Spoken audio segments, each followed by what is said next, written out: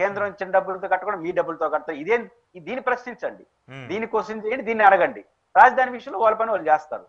ఆ రకమైన వైఖరి ప్రతిపక్షం తీసుకోవాలి తప్ప ఇప్పుడు మేము సమీక్ష చేస్తాము అనేది అసందర్భం. అనవసరంగా వైసీపీ వాళ్ళు ఈ విషయంలో వాళ్ళు ట్రాప్ లో పడ్డారని అనిపించింది. Okay okay.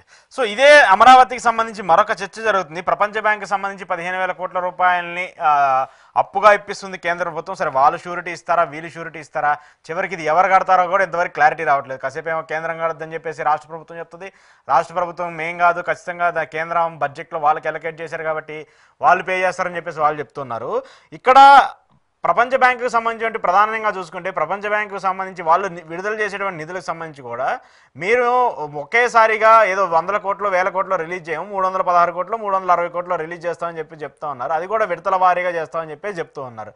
దట్టు కూడా అవి ఇప్పుడు ఏదో చంద్రబాబు నాయుడు గారి కరకట్టకు సంబంధించి ఏదైనా వరదలు వచ్చినా ఏదైనా ప్రవాహం వచ్చినా వాటి వరదిటి రాకుండా అడ్డుపడ్డని అక్కడ ఒక రిటైనింగ్ వాళ్ళ కడతారని చెప్పేసి ఒక చర్చలు కూడా జరుగుతున్నాయి. అంటే కృష్ణలంకకు సంబంధించి గతంలో జగన్మోహన్ రెడ్డి ఎలా రిటైనింగ్ వాళ్ళు కట్టారో అలా రిటైనింగ్ వాళ్ళు కట్టాలి. ముందు అలాంటివి కట్టిన తర్వాత రాజధానికి సంబంధించి ఎలాంటి విపత్తు ఉండదని చెప్పేసి ప్రూవ్ చేసిన తర్వాత మేము డబ్బులు ఇస్తామని చెప్పేసి ఒక కండిషన్ పెట్టిందని కూడా అంటూ ఉన్నారు. అది ఏంటి దానికి సంబంధించి?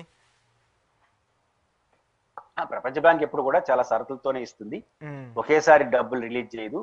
ఒక ప్రాజెక్టు టేకప్ చేసినప్పుడు దశలు ఉంటాయి. అమరావతి రాజధాని ప్రాజెక్ట్ కూడా దశలు ఉంటాయి. ఒక్కొక్క దశకు ఒక్కొక్కసారి నిధులు కేటాయిస్తూ వస్తారు. అది క్లియర్. ప్రపంచ బ్యాంక్ ఎప్పుడు అట్లే చేస్తుంది. ప్రపంచ బ్యాంకు ఇన్ ప్రిన్సిపల్ లోన్ ఇవ్వడానికి అంగీకరించింది. కారణం ఏంటంటే గవర్నమెంట్ ఆఫ్ ఇండియా అష్యూర్ చేసింది.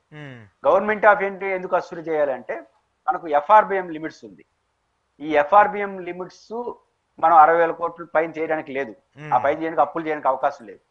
ఈ 15,000 కోట్లు కానీ హట్కో కానీ ఇవన్నీ FRBM లీడ్స్ అవతలు చేస్తున్నారు. ఇది కేంద్ర ప్రభుత్వం కన్సల్టేట్ చేయకుండా చేయలేరు. కాబట్టి 15,000 కోట్లు కేంద్ర ప్రభుత్వం షూరిటీ ఇచ్చింది. అప్పుకి ఖచ్చితంగా నాకున్న అవగాహన మేరకు రాష్ట్ర ప్రభుత్వమే కట్టాల్సి వస్తుంది. 30 ఏళ్ళకు 28 ఏళ్ళు కట్టాలి. ఒక సంవత్సరం 2,000 కోట్లు ఎట్లా ఏదో ఉంటుంది. దాని కంతుల వారిగా మనం లోన్ లాగానే ఉంటుంది. మొదటి 2 లోన్లు చూసిన తర్వాత మనకు అర్థం అవుతుంది వాళ్ళు కడతారా వీళ్ళు కడతారా. కానీ మొత్తంగా అయితే వాళ్ళు కట్టరు. ఎప్పుడుకోసారి మన ఎత్తిన భారం పడడం కన్ఫర్మ్. అది రాజధాని పేరుతో తెచ్చే. ప్రపంచ బ్యాంక్ సంబంధించినంత వరకు వాళ్ళు ఇస్తారు. రేపు తెల్లారితో అన్ని దశల వారీగానే ఇస్తారు. ఖచ్చితంగా వాళ్ళు ప్రతిదానికి రిపోర్ట్ అడుగుతారు. ఇప్పుడు ఖచ్చితంగా దేనికైనా అదనపు భారం అవుతుంది. 2 కారణాలు. ఒకటి, దాదాపు 8,000 కోట్లు 6,000 కోట్ల రూపాయలతో వరద ముంపు నివారణ చర్యలు చేపడుతున్నారు. మీరు రిటర్నింగ్ వాళ్ళే కాదు, వరద ముప్పు అంటే అక్కడున్నటువంటి కాలువలు కావచ్చు, చెరువులు, వాగులు. ఇప్పుడు కొండవీటి వాగు అని ఒకటి ఉంది, పాలవాగు ఒకటి ఉంది, గ్రావిట్ కెనాల్ ఒకటి ఉంది. ఈ 3 వాగులు లాంటివి. ఈ వాగులు చాలా విధ్వంసకర పాత్ర పోయిస్తాయి.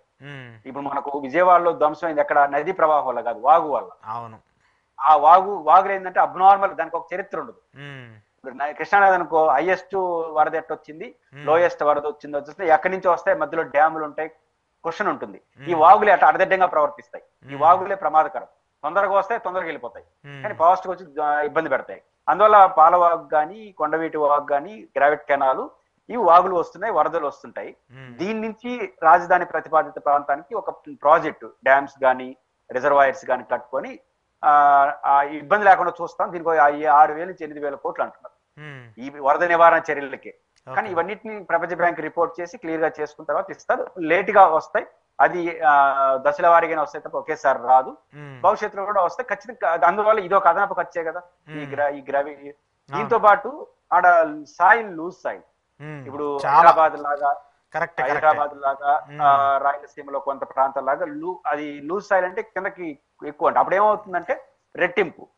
అంటే పైన ఒక బిల్డింగ్ కట్టాలంటే కింద ఒక బిల్డింగ్ పునాదులు లోతుకి వెళ్ళాలి. అంటే నేల పట్టుత్వం దొరికేంత వరకు కిందకి పోవాలి. ఎంత లోతులో పట్టుతుందో అంతవరకు రాడ్లేసి కొట్టాలి.